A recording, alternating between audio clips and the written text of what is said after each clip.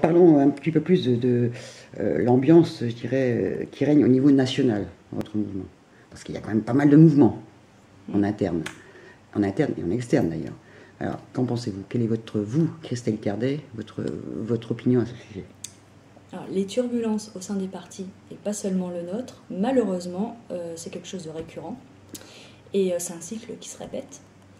Après, je suis toujours étonnée de voir des départs juste avant des élections. Et j'ose espérer, et j'ose croire que ces départs ne sont pas en lien avec de la tambouille politique ou des ambitions personnelles. Mais par contre, je pense que ça pose une vraie question, qui est la recherche constante de mandat. Et ça, c'est une question qu'on va aborder pendant les élections. On va parler de la charte éthique des élus. Et d'ailleurs, dans le manifeste, on a déjà posé cette valeur. On parlera du non-cumul de mandat, que ce soit dans le temps ou en cumul aussi en nombre. Et je pense qu'il est important de rappeler que les élus sont au service de l'intérêt général et non de leur propre carrière.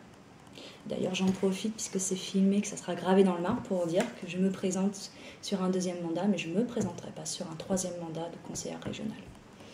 Après, par contre, je pense qu'il y a la question aussi, pour dire, de la transmission, et ça, c'est vraiment important. Comment on transmet aussi et on accompagne des personnes aussi à vivre cette aventure. Et juste, sur l'ambiance au niveau national, j'aimerais dire aussi que moi, ce que je retiens, c'est l'ambiance des journées d'été. Malheureusement, j'y étais pas, mais j'ai eu des retours de militants et de personnes qui étaient présentes. Et l'ambiance, c'est une ambiance de travail. Et on a parlé de fond. C'est ça qui est important, c'est les sujets de fond.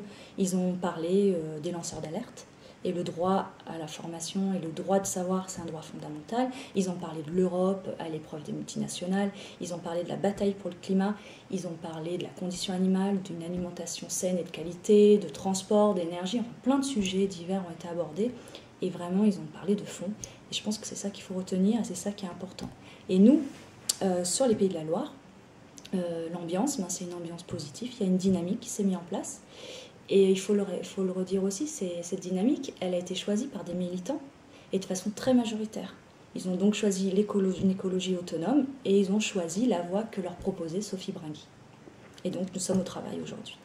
Attention, ne déplaçons pas le débat des régionales sur un débat national, comme on a pu le faire sur les élections départementales. Les régions ont des compétences et c'est ça qu'il faut regarder. Aujourd'hui, ce n'est ni François Hollande ni Manuel Valls qui gouvernent la région des Pays de la Loire. Il y a une majorité régionale et aujourd'hui il y a un bilan. Ce n'est pas le bilan des socialistes, ce n'est pas le bilan d'Europe Écologie Les Verts, c'est le bilan d'une majorité. Et attention de ne pas déplacer les débats. Ça serait bien dommage. Il va y avoir un temps pour des élections nationales, il va y avoir des présidentielles, il va y avoir des législatives, et c'est à ce moment-là qu'on parlera donc des politiques nationales. Aujourd'hui, il y a des politiques régionales, il y a un bilan, et donc attachons-nous à regarder ce qu'on propose pour notre territoire, et c'est ça qui est important.